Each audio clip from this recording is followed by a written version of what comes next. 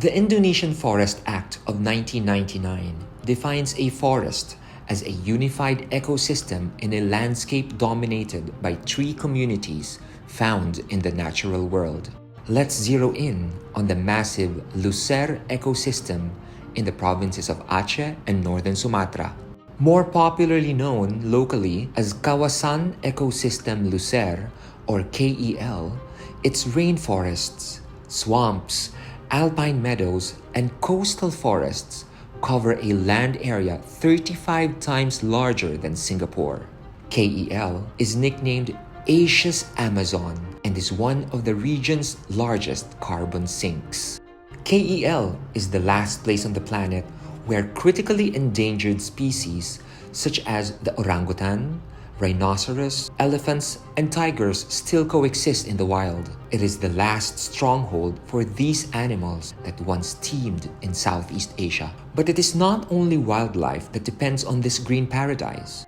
Approximately 4 million people from Aceh rely on KEL for fresh groundwater, for non-timber forest products such as bamboo and rattan, and for wild produce harvested by the local communities. KEL is a natural resource that contributes around $350 million to the local economy. But KEL is under grave threat, prone to destruction because of human activities. Deforestation in the ecosystem is brought about by illegal logging, encroachment, and conversion to palm oil plantations.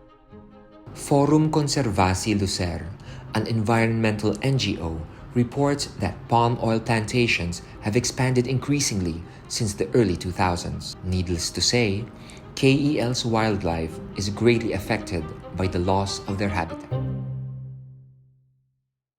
Another threat to KEL's wildlife is conflicts between humans and animals. Aceh Timur, a district in the Leuser ecosystem, is rampant with human-elephant conflict.